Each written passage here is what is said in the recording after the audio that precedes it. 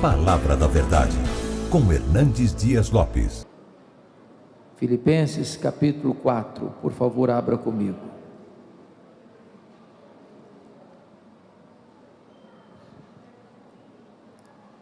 Filipenses 4, verso 4. Eu estou com a versão atualizada, e esta versão diz assim: alegrai-vos sempre no Senhor. Outra vez digo, alegrai-vos. Esta versão diz, regozijai-vos sempre no Senhor.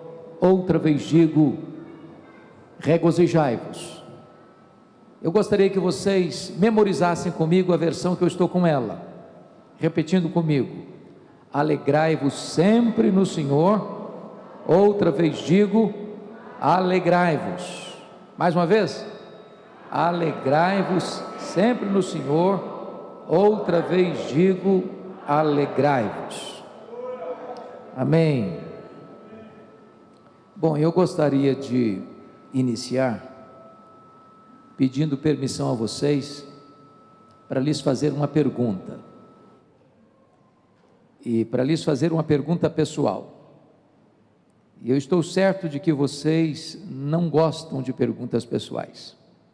Aliás, nós não gostamos de perguntas pessoais, porque toda pergunta pessoal invade a nossa privacidade, nos coloca contra a parede, e nós não gostamos que ninguém faça assim conosco.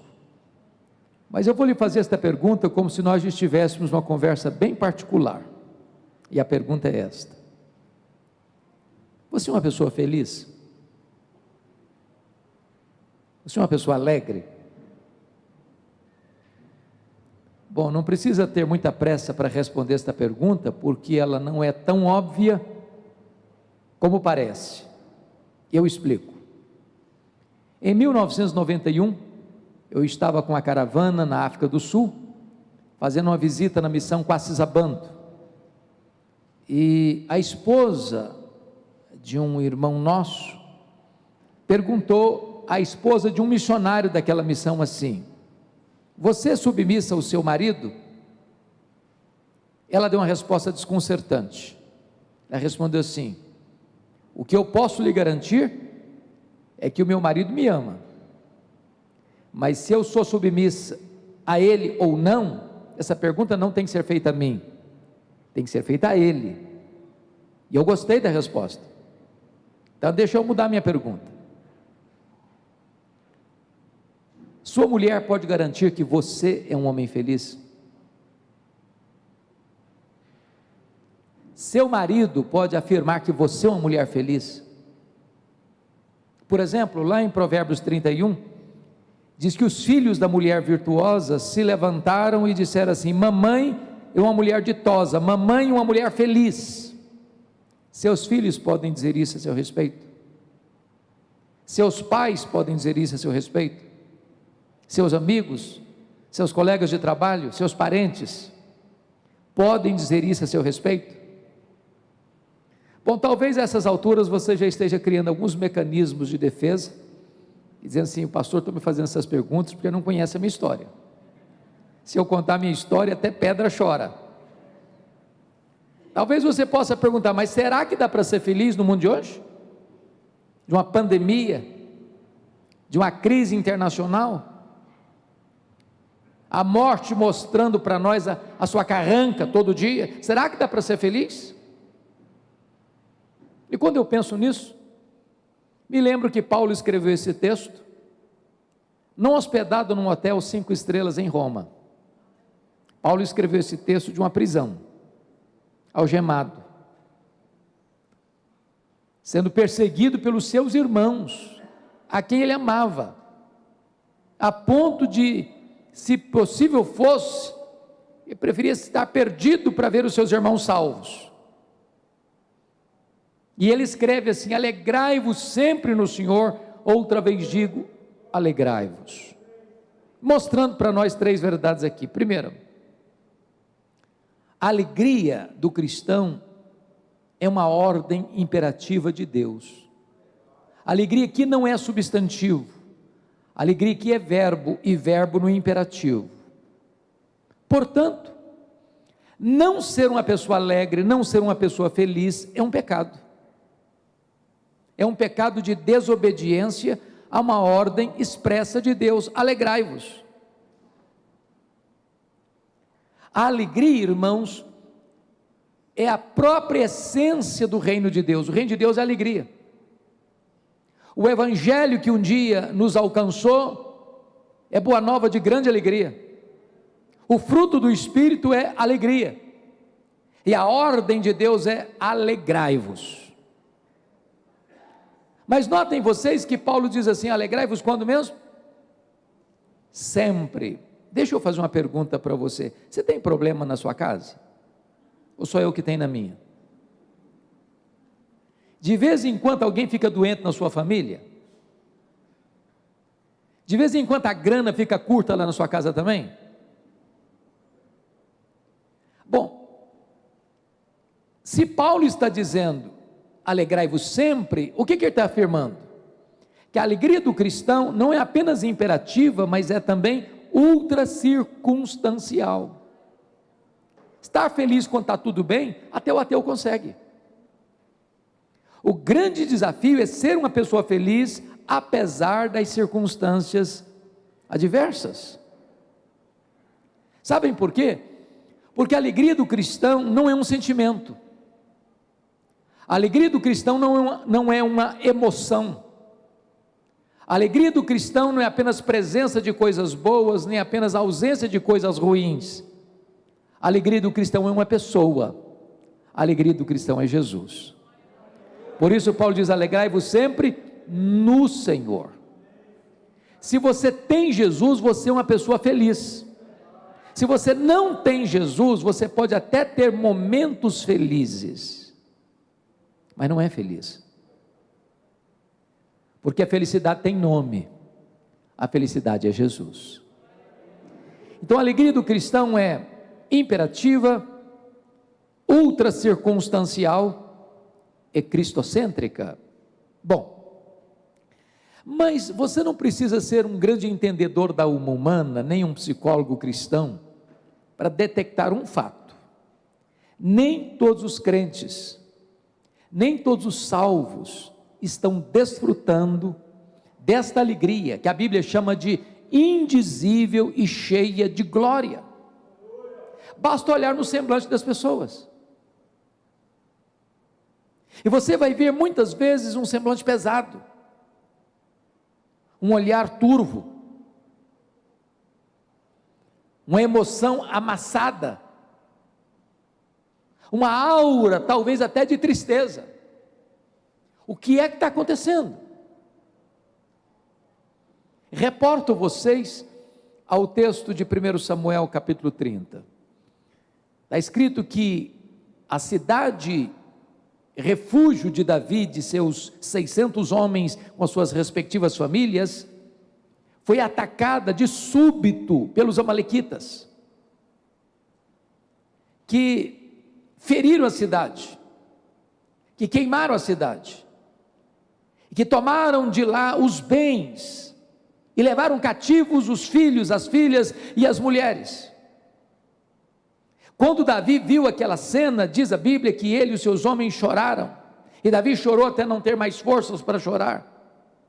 Os homens de Davi queriam apedrejá-lo por causa de seus filhos e de suas filhas, porém Davi se reanimou no Senhor seu Deus, e perguntou: Deus, perseguirei eu o bando? Em outras palavras, perseguirei o inimigo que tomou tudo de nós, ou eu vou aceitar passivamente a decretação da derrota?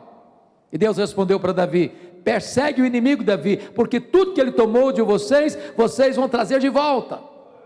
O Deus a quem servimos nesta noite é o Deus da restituição, que pode trazer de volta a alegria do seu coração, pode trazer de volta a paz na sua casa, pode trazer de volta a harmonia no seu casamento, pode trazer de volta a plenitude da alegria espiritual. Mas esta carta aos Filipenses parece-nos, e com certeza ela é, a carta da alegria, a alegria tônica desta carta. Mas em cada capítulo desta carta, Paulo vai mencionar um ladrão que rouba a nossa alegria. Que ladrões são esses? Veremos então, cada capítulo apresentando um ladrão diferente. Com a Bíblia aberta comigo, por favor, acompanhe aí. Primeiro, capítulo 1, versículo 12. Paulo escreve assim: quero ainda, irmãos, cientificar-vos que as coisas que me aconteceram têm antes contribuído para o progresso do Evangelho. Notem comigo que as coisas que nos acontecem são as circunstâncias da vida. E as circunstâncias da vida são o primeiro ladrão da alegria. Sabem por quê? Porque as circunstâncias acontecem querendo você ou não, planejando você ou não, gostando você ou não. As circunstâncias acontecem ao arrepio da nossa vontade, na contramão do nosso querer.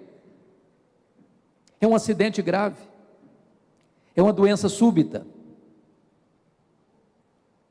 é um divórcio doloroso, é um luto traumático, é uma perda financeira radical, é uma situação que você nunca imaginou passar e de repente está passando. Pense comigo, você ainda é um médico para um exame de rotina, descobrindo que está com a doença grave, talvez até incurável, na perspectiva da medicina. Pense comigo, um pai e uma mãe que criam uma menina com todo o desvelo, e o pai, orgulhosamente, leva essa filha ao altar no dia do casamento, pensando que ela vai construir uma linda história de felicidade, para em seguida essa menina descobrir que casou com um homem rude, cruel, que vai infernizar a vida dela, que vai maltratá-la. E esse casamento que foi feito para ser um cenário de amor, se transforma num cenário de brigas, de contendas, de violência, que vai terminar machucado nas barras de um tribunal. Se você não tomar cuidado, isso leva embora a sua alegria.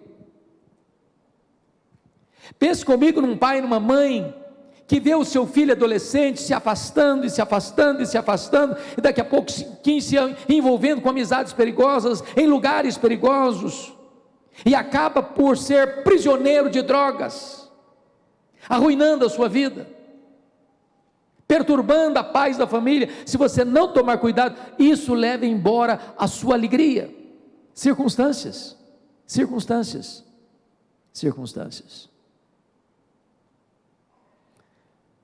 Quando o apóstolo Paulo escreve esta carta, dizendo: meus irmãos, eu quero que vocês saibam que as coisas que me aconteceram têm antes contribuído para o progresso do Evangelho, em vez de tirar minha alegria, eu preciso perguntar para Paulo: que coisas são essas, Paulo? O que aconteceu com você? E ele poderia dizer para nós nesta noite: olha, eu fui perseguido em Damasco, eu fui rejeitado em Jerusalém, eu fui esquecido em Tarso, eu fui apedrejado em Listra, eu fui açoitado em Filipos, eu fui escorraçado de Tessalônica, eu fui enxotado de Bereia, eu fui chamado de tagarela em Atenas, eu fui chamado de impostor em Corinto, eu enfrentei feras em Éfeso, eu fui preso em Jerusalém, eu fui acusado em Cesareia Marítima, eu enfrentei um naufrágio para Roma, eu fui picado por uma cobra em Malta, eu cheguei em Roma preso e algemado. Mas eu quero que vocês saibam que as coisas que me aconteceram têm antes contribuído para o progresso do Evangelho. Esse homem não crê em acaso, esse homem não crê em sorte, esse homem não crê em olho gordo, esse homem sabe que a mão de Deus dirige o seu destino. Em Filipenses capítulo 1, ele diz que em virtude dessa circunstância carrancuda, 3 coisas aconteceram. Primeiro, a igreja foi mais encorajada a pregar. Quando a igreja de Roma viu Paulo em Roma preso, algemado, e trabalhando mais, e evangelizando mais, e ganhando mais pessoas para Cristo, isso mexeu com o brio da igreja. Isso levou o Ray Stedman, de saudosa memória, a fazer uma afirmação muito curiosa. Ele diz que esse é um dos melhores métodos de crescimento da igreja. Eu pessoalmente não gosto muito dele, mas ele diz assim: você quer ver a igreja crescer? bote os pastores na cadeia e a igreja crescerá. Porque Paulo estava preso, a igreja se levantou.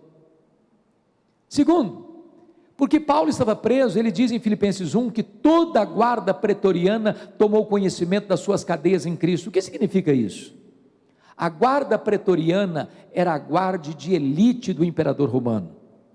Eram 16 mil soldados na mais alta patente, de gente que tinha trânsito livre no palácio, que tinha influência política no império.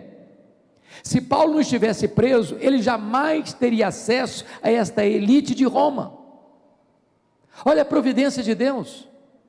Nero, o imperador da época, não sabia disso, mas é como se Deus tivesse constituído Nero em presidente das missões estrangeiras do império, porque coloca lá dentro do palácio o maior missionário da igreja e diante dele o seu auditório.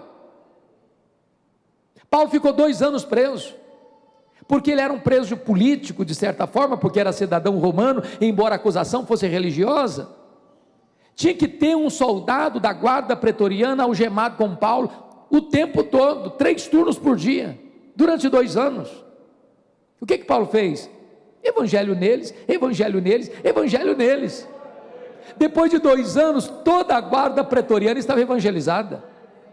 Quando Paulo escreve essa carta aos Filipenses, lá no capítulo 4, verso 22, ele diz assim: os santos vos saúdam, especialmente os da casa de César.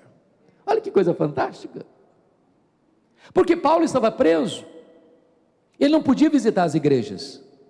O que ele fez? Começou a escrever cartas, as cartas da primeira prisão, Efésios, Filipenses, Colossenses, Filemon. Se Paulo estivesse solto, muito provavelmente nós não teríamos essas joias preciosas na nossa Bíblia. Então de repente você olha para a sua vida, parece que está tudo de ponta cabeça, mas nessas horas Deus está escrevendo o capítulo mais importante da sua vida. Olhe para as circunstâncias na perspectiva de Deus, olhe dentro dessa visão da soberania de Deus. Deus está trabalhando por você e não contra você. Você pode afirmar: sabemos que todas as coisas cooperam para o bem daqueles que amam a Deus, daqueles que são chamados segundo o seu propósito. Olhe as circunstâncias nessa perspectiva, para que as circunstâncias não roubem a sua alegria. Mas vamos ao segundo ladrão de alegria, capítulo 2, confira comigo, versos 3 a 5, ele diz assim: nada façais por partidarismo ou vanglória, mas por humildade, considerando cada um outro superior a si mesmo, não tem visto o que é propriamente seu, senão também cada qual que é dos outros. Tende em vós o mesmo sentimento que houve também em Cristo Jesus. O segundo ladrão da alegria são as pessoas. E eu preciso lhe dizer uma coisa: nós sofremos mais por causa de gente do que por causa de coisas. As pessoas nos fazem sofrer mais do que as circunstâncias. Sabem por quê? Porque as pessoas nos decepcionam, e nós decepcionamos as pessoas. As pessoas nos fazem sofrer, e nós fazemos as pessoas sofrerem. Por isso, eu preciso lhe dizer que não tem vida saudável, não tem casamento saudável, não tem família saudável, não tem igreja saudável sem o exercício do perdão. Irmãos, nós não somos perfeitos, nós não viemos de uma família perfeita, nós não nos casamos com uma pessoa perfeita, nós não temos filhos perfeitos, nós não frequentamos uma igreja perfeita. Portanto, nós precisamos constantemente exercer o perdão. Quem não perdoa, irmãos, diz a Bíblia, não pode adorar a Deus. Quem não perdoa não pode trazer oferta ao altar. Quem não perdoa não tem suas orações atendidas. Quem não perdoa, diz a Bíblia, não pode ser perdoado. Quem não perdoa é entregue aos verdugos da consciência, aos flageladores da alma. O perdão é absolutamente vital, sabe por quê? Lá no céu só entra um tipo de gente, aqueles que foram perdoados e os perdoadores. Eu sei que perdoar não é fácil, mas é necessário. Talvez a dor mais aguda que eu já tive na vida foi no dia 2 de agosto de 1982, quando eu começava o meu ministério. Recebi um telefonema do meu irmão, que tinha acabado de fazer 27 anos no dia anterior, dia 1º de agosto, tinha sido assassinado, com 11 golpes de faca, todos mortais, pelo primo primeiro da sua esposa.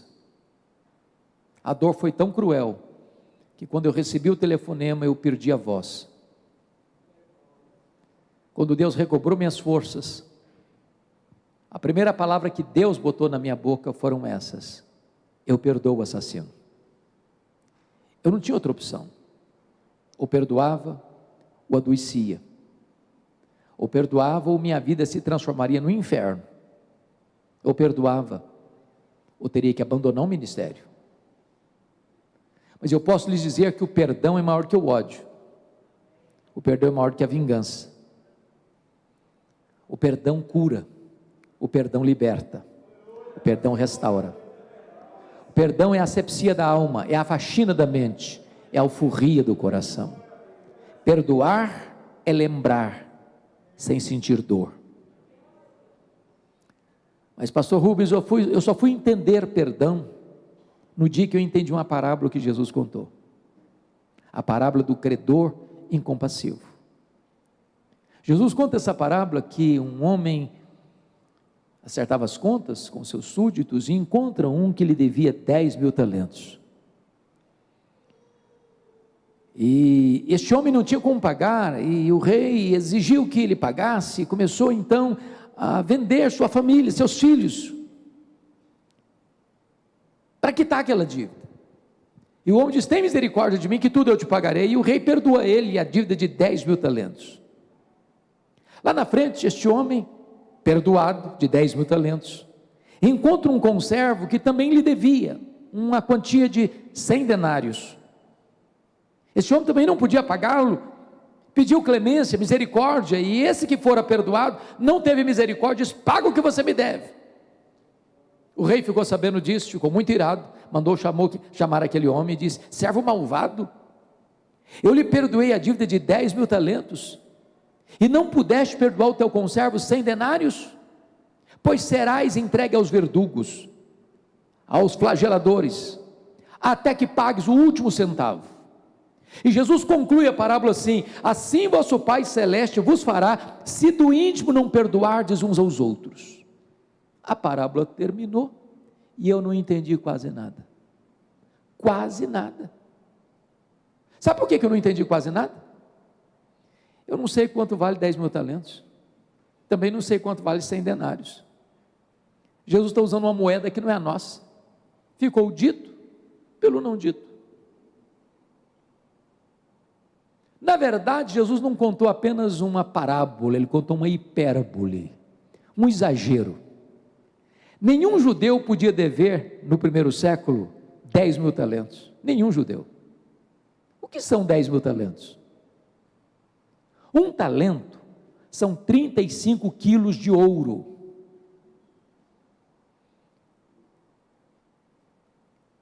$10.000 talentos são 350.000 quilos de ouro. São 10 caminhões truques lotados de barras de ouro. Para vocês terem uma ideia, todos os impostos da Galileia, Judéia, Pérea, Samaria, durante um ano inteiro, eram 800 talentos. 10.000 talentos eram todos os impostos da nação durante 13 anos. Naquela época o salário de um trabalhador era 1 denário por dia. Para um homem ganhando 1 denário por dia, juntar 10.000 talentos, ele teria que trabalhar 150.000 anos. Conclusão, a dívida era o quê? Impagável. A pergunta é: por que Jesus usa uma cifra tão elevada? para mostrar para você e para mim que este é o tamanho da nossa dívida com Deus, ela é impagável, e Deus nos perdoou completamente. Agora, esse homem perdoado de 10.000 talentos encontra alguém que lhe deve 100 denários. O que são 100 denários? 100 dias de serviço. Para quem havia sido perdoado de 150.000 anos, não consegue perdoar 3 meses e 10 dias. Qual a proporção de 10.000 talentos para 100 denários? 10.000 talentos são 600.000 vezes mais do que 100 denários. Quem havia recebido um perdão 600.000 vezes maior, não consegue liberar um perdão 600.000 vezes menor. Sabe o que significa essa parábola para nós? Você nunca pode dizer assim: eu não perdoo fulano, eu não perdoo Beltrano, fui muito humilhado, fui muito massacrado, fui muito lesado, fui muito machucado, eu não perdoo. Sabe o que a Bíblia diz? Que você e eu devemos perdoar assim como Deus em Cristo nos perdoou. A igreja de Filipos era uma igreja maravilhosa, portas para fora. Foi a única igreja que se associou com Paulo em dar e receber. Aquela igreja ajudou Paulo quando Paulo estava em Corinto. Aquela igreja ajudou Paulo quando Paulo estava preso em Roma. Aquela igreja foi uma igreja parceira. Só que portas para dentro, a igreja de Filipos era um problema. Até as mulheres começaram a brigar na igreja. Já pensou nisso? Capítulo 4, verso 2, Paulo diz: rogo a Evódia, rogo a Síntique, pensem em concordamento no Senhor. Quando as líderes da igreja começam a brigar, porque a coisa não está bonita mesmo. Tinha irmãos na igreja que trabalhavam desde que ele aparecesse, vanglória. Tinha outros que até trabalhavam na igreja, desde que o grupinho deles aparecesse, partidarismo. Tinha gente que só pensava nele mesmo. Paulo dispensa também no que é do outro. Eu acho que tinha gente dizendo assim para Paulo: Paulo, você que não está aqui, Paulo, tem gente nessa igreja aqui que dá azia em copo de bicarbonato, não dá não. Aí Paulo diz assim: então tende em vós o mesmo sentimento que houve também em Cristo Jesus. Meus amados, nós precisamos tomar uma decisão de resolver as nossas pendências. Sabe por quê? Porque perdoar é uma questão de bom senso. De bom senso. Se você guardar mágoa no seu coração de alguém, se é a mesma coisa de você beber um copo de veneno pensando que o outro é quem vai morrer. Guardar mágoa é autofagia, é autodestruição. Quando você guarda a mágoa de alguém, você se torna escravo dessa pessoa, ela mantém você num cabresto. Você vai chegar em casa cansado e essa pessoa vai deitar do seu lado e tirar o seu sono, tornar o seu pesadelo. Você vai chegar em casa cansado e com fome, vai sentar à mesa, ela senta do seu lado e tira o seu apetite. Você vai sair de férias com a família, ela pega carona com você e estraga as suas férias. Se você guardar mágoa, você vai conviver 24 horas por dia com quem você menos gostaria de conviver na vida. A única maneira das pessoas não roubarem a sua alegria é você tomar a decisão de perdoar, assim como Deus em Cristo nos perdoou. Mas vamos ao terceiro ladrão da alegria, capítulo 3. Confira comigo aí, versículo 19. Paulo diz assim: o destino deles é a perdição, o Deus deles é o ventre, a glória deles está na sua infâmia, visto que só se preocupam com as coisas terrenas. Eu acho que aqui em Brasília, aqui em Taguatinga, vocês não enfrentam esse ladrão, preocupação com dinheiro, né? Ninguém fica preocupado com dinheiro, né? Dinheiro aqui não é problema, é solução. Mas deixa eu fazer uma perguntinha pessoal. Alguma vez você já discutiu com a sua mulher, com o seu marido, por causa de dinheiro? Alguma vez você já discutiu com seus filhos ou com seus pais por causa de dinheiro? Se você falar para mim assim, pastor, nunca, eu vou duvidar da sua honestidade. Porque as pessoas discutem por dinheiro. Dinheiro é o maior pomo de discórdia nas famílias hoje. As pessoas discutem porque tem dinheiro, porque não tem dinheiro, porque tem muito dinheiro, que não tem dinheiro quase nenhum, sempre discutem. Dinheiro, irmãos, é muito mais do que uma moeda. Dinheiro é um ídolo. Dinheiro é mamon. Por causa do dinheiro, pessoas casam, pessoas descasam. Por causa do dinheiro, pessoas mentem, pessoas corrompem, pessoas são corrompidas. Por causa do dinheiro, as pessoas matam, as pessoas morrem. Por causa do dinheiro, as pessoas vendem alma para o diabo.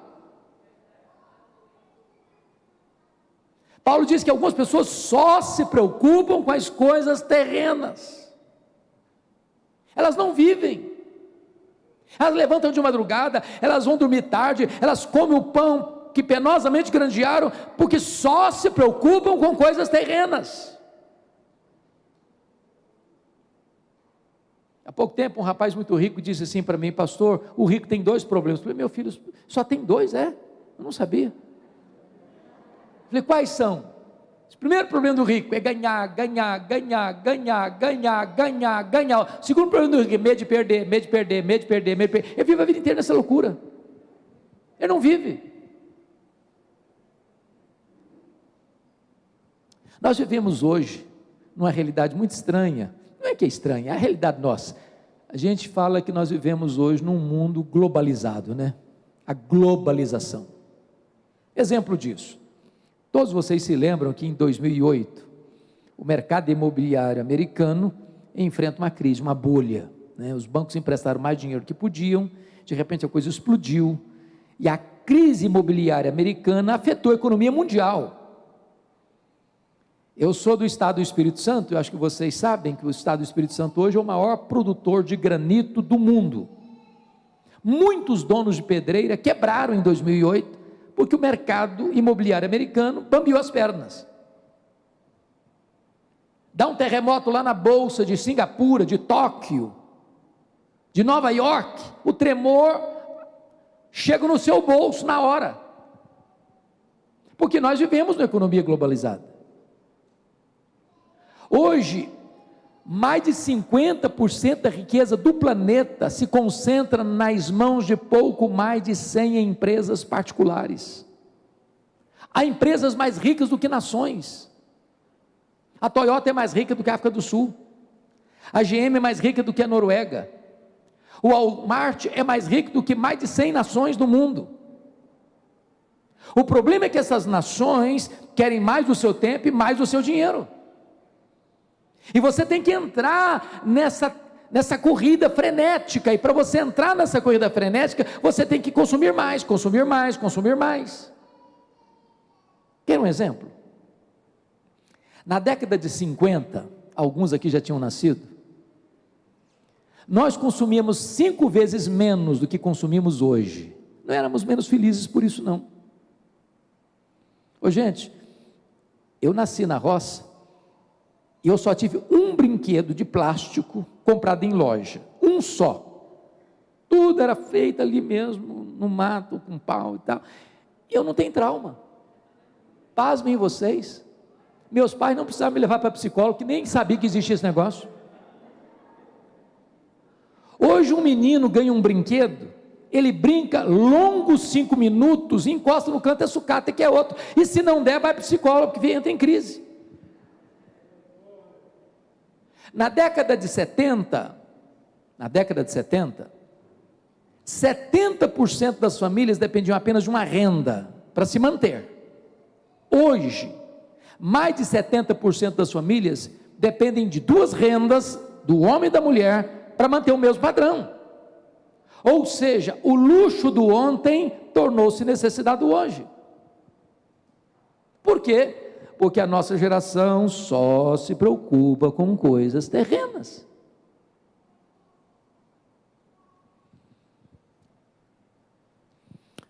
A Bíblia diz o seguinte, que quem ama o dinheiro, dele nunca se satisfaz. John Rockefeller, que foi o primeiro bilionário do mundo, disse que o homem mais pobre que ele conhecia era o homem que só tinha dinheiro. Talvez as pessoas mais felizes são aquelas que chegam em casa cheirando graxa e comem um bom prato de arroz com feijão e dormem a noite inteira bem dormida. Quando John Rockefeller morreu, esse primeiro bilionário do mundo, um curioso foi ao cemitério e cuidadosamente tentou encostar no contador do John Rockefeller, muito curioso, e ele, quando encontrou uma brechinha, ele encostou no contador e perguntou assim: me conta aí, cara, quanto é que o doutor John Rockefeller deixou? O contador, muito surpreso, olhou para ele e respondeu: cara, ele deixou tudo, ele não levou um centavo. Você já viu caminhão de mudança em enterro? Gaveta em caixão, bolsa em mortalha? Irmãos, nós não trouxemos nada para este mundo e nós não vamos levar nada deste mundo. Portanto, o sentido da vida não é aquilo que você tem agora. A Bíblia diz o seguinte, que a piedade com contentamento é grande fonte de lucro, tendo o que comer, o que beber, o que vestir, com isso estejamos contentes. Agora, o amor do dinheiro é a raiz de todos os males. Então não ponha o seu coração no dinheiro como fonte de felicidade, porque muita gente está dizendo que o dinheiro vai trazer felicidade e segurança, pois o dinheiro não traz nem felicidade, nem segurança. A única pessoa que pode fazer você feliz é Jesus, Jesus satisfaz seu coração, Jesus traz felicidade para você, Jesus traz segurança para você, Jesus é a razão da nossa vida. Se você pôr o coração no dinheiro, você nunca vai verdadeiramente ser feliz, porque esse ladrão vai roubar a sua felicidade. Mas vamos ao quarto ladrão da alegria. Confira comigo o capítulo 4, versos 6 e 7. Não andeis ansiosos de coisa alguma, em tudo, porém, sejam conhecidas diante de Deus as vossas petições pela oração e pela súplica com ações de graças, e a paz de Deus, que excede todo entendimento, guardará o vosso coração e a vossa mente em Cristo Jesus. Bom, o quarto ladrão da alegria é a ansiedade. Tem gente ansiosa aqui hoje? Você conhece alguma pessoa ansiosa? Você já viu alguma pessoa ansiosa hoje? Eu tenho certeza, vocês se olharam no espelho antes de vir para cá. Você é daquele tipo de gente que fica roendo as unhas? Daquele tipo de gente que o problema está lá na China, você pensa que já está batendo na porta da sua casa? Daquele tipo de gente que quando não tem problema, você cria um que não sabe viver sem problema? Irmãos, a ansiedade é o mal deste século, atinge pessoas de todos os estratos sociais, de todas as culturas, de todas as raças, de todas as faixas etárias, de todos os credos. Pasmem vocês, até as crianças estão ansiosas hoje.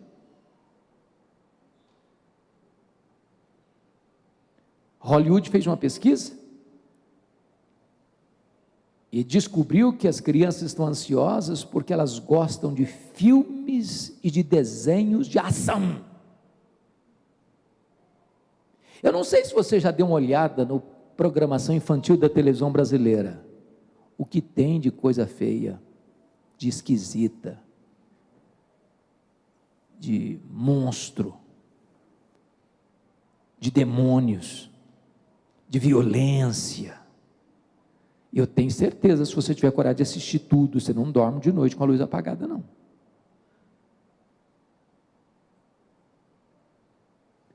Por outro lado, parece que hoje também a meninada não dá para ser criança hoje mais. Há 3 anos já tem uma agenda intensa, tem que levar para aula de inglês, para aula de natação, para aula disso, para aula daquilo, para aula daquilo outro, e é uma agenda complicada. Não dá para ser criança mais não. Essa semana eu estava pregando na igreja de São Paulo, e uma menina estava brincando assim, Me aproximei dela, falei: minha filha, me conta aí, como é que está a sua filha? Pastor, eu estou muito estressada. Falei: como assim? Estou muito estressada. Falei: como?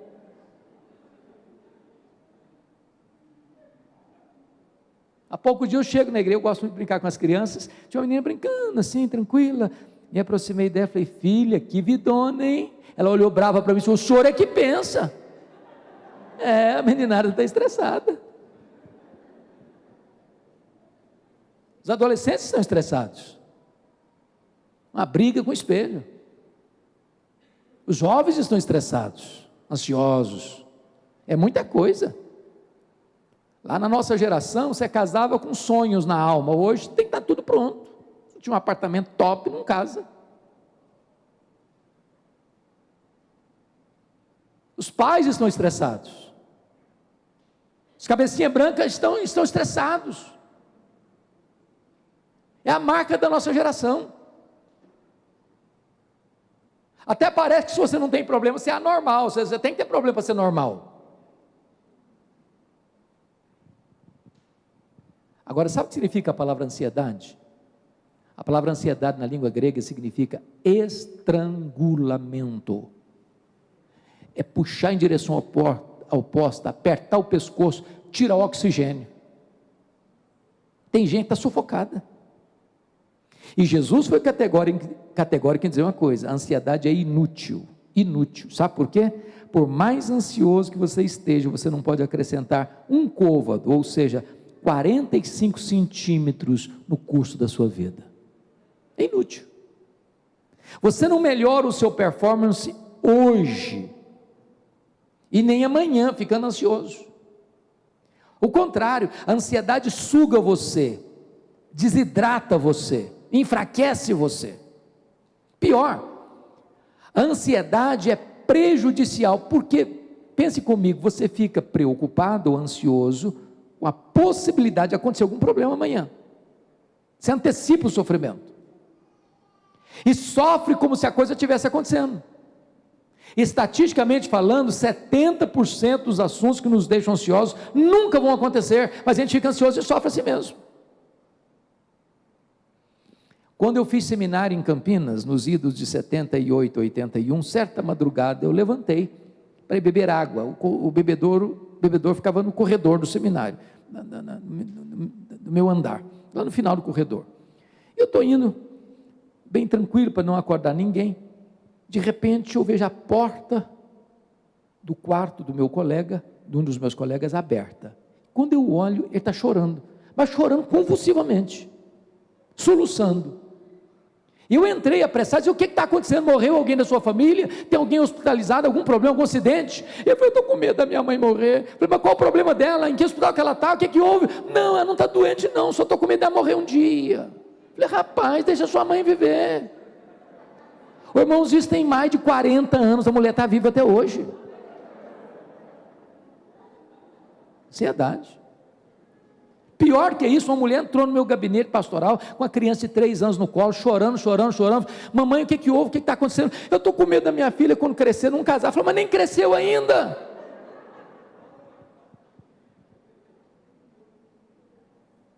Mas pior que isso, Jesus diz que a ansiedade é incredulidade. Os gentios que não conhecem a Deus é que se preocupam com todas essas coisas: que comeremos, que beberemos, com que nos vestiremos. Vós deveis buscar em primeiro lugar o reino de Deus e a sua justiça, e as demais coisas vos serão acrescentadas. Sabe por que a gente fica ansioso? Porque a gente duvida que Deus seja fiel e poderoso e bom para cumprir suas promessas. Deus conhece a sua necessidade, Ele cuida de você. Os pássaros não fiam, não colhem, e Deus atende a necessidade deles. A flor que brota, viceja e floresce e seca de tarde, Jesus diz: nem Salomão em toda a sua glória se vestiu com tanta pompa. Se Deus cuida de pássaros, se Deus cuida de flores, quanto mais Ele cuida de você. Você vale mais do que flores e pássaros. Agora, como é que resolve a ansiedade? Paulo dá o remédio. Não andeis ansiosos de alguma coisa? Não andeis ansiosos de coisa alguma.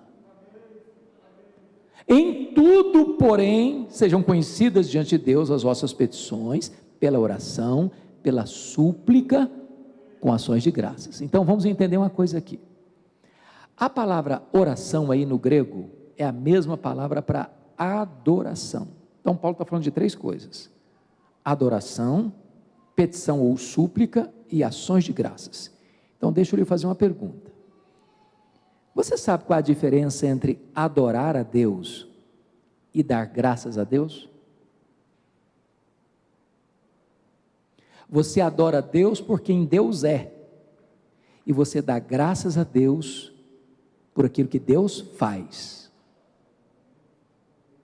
Então Paulo está dizendo que a solução para o problema da ansiedade é você adorar a Deus por quem Deus é, você pedir a Deus porque Ele é seu Pai, e você dá graças a Deus por aquilo que Ele já fez, está fazendo e vai fazer na sua vida. Então preste atenção que agora eu vou atender a orientação de Paulo e vou fazer uma oração de adoração. Você adora a Deus por quem Deus é, e eu chego para Deus e digo: meu Deus, eu quero te adorar, porque Tu és o Deus da minha vida, Tu és o meu Criador, Tu és o meu provedor, Tu és o meu Redentor, Tu és o meu protetor. Eu quero te adorar porque Tu és bom, porque Tu és fiel, porque Tu és justo, porque Tu és misericordioso. Eu quero te adorar porque Tu és o Deus autoexistente, porque Tu és o Deus infinito, porque Tu és o Deus imenso, porque Tu és o Deus eterno, porque Tu és o Deus imutável. Eu quero te adorar porque Tu és o Deus onipresente, porque Tu és o Deus onipotente, porque Tu és o Deus onisciente, porque Tu és o Deus transcendente, porque Tu és soberano. Eu quero te adorar porque Tu és a minha alegria, porque Tu és a minha paz, porque Tu és a minha justiça, porque Tu és a minha recompensa. Eu quero te adorar porque Tu és o meu pastor, porque Tu és a minha fortaleza, o meu refúgio, a minha esperança. Eu quero te louvar porque Tu és o meu Deus, a razão da minha vida, em nome de Jesus, amém. Aí eu termino essa oração e digo assim para Deus: oh Deus, mas eu estou tão ansioso. Não combina mais. Não combina mais. Ou você retira a oração, ou retira a ansiedade. Sabe por que nós ficamos ansiosos? Porque nós não temos parado para adorar a Deus, reconhecendo quão grande Ele é. Quem é o seu Deus? Qual o tamanho do seu Deus? Quanto pode o seu Deus? O profeta Isaías diz que Ele é o Deus que mede as águas na concha da sua mão, que pesa o pó das montanhas em balança de precisão, que mede os céus a palmos, que espalha as estrelas no firmamento, e por ser grande em força e em poder, quando a chama pelo nome, nenhuma só delas vinha a faltar.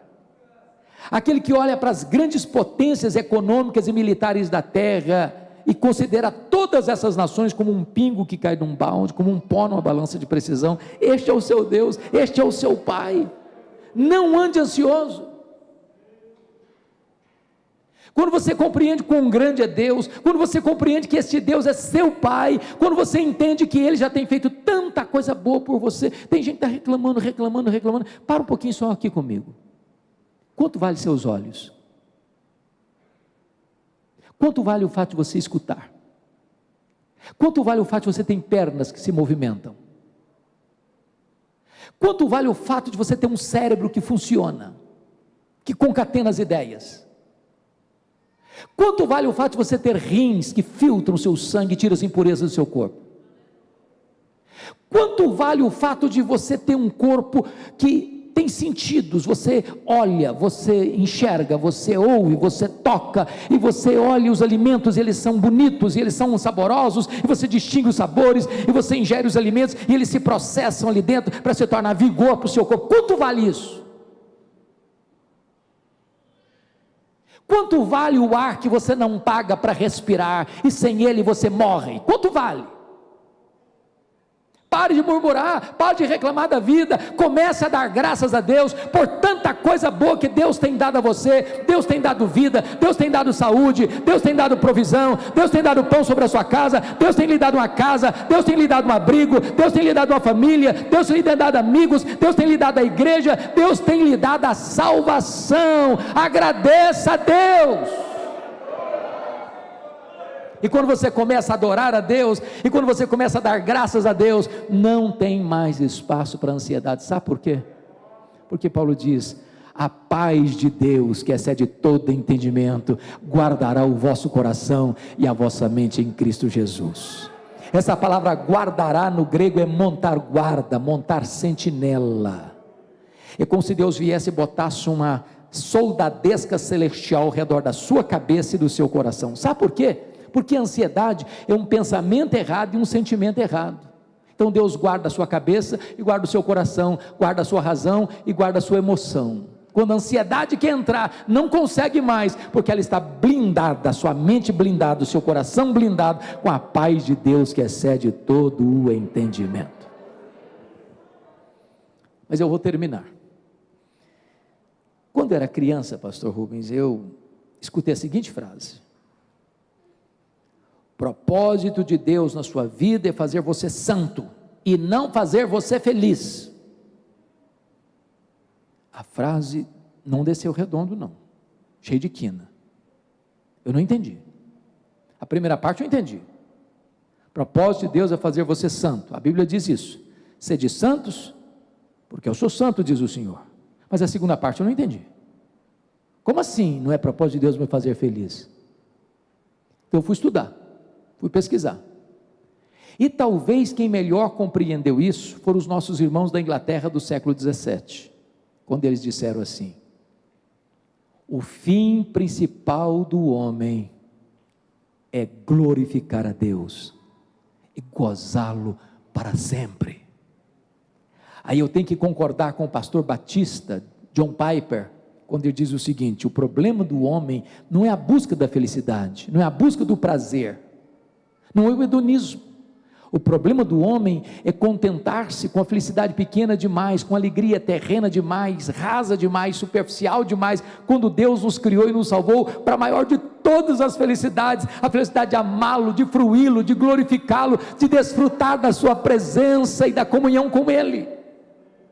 Então eu preciso dizer para você nesta noite, que Deus quer que você seja muito feliz, plenamente feliz, abundantemente feliz, maiusculamente feliz, superlativamente feliz, eternamente feliz.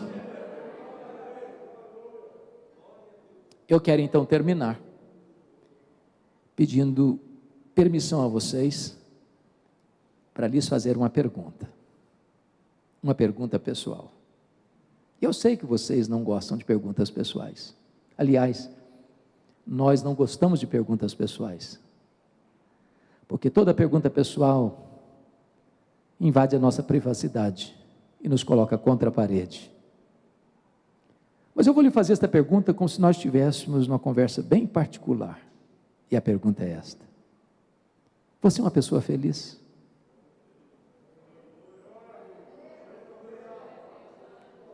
Que Deus nos ajude a dar essa resposta.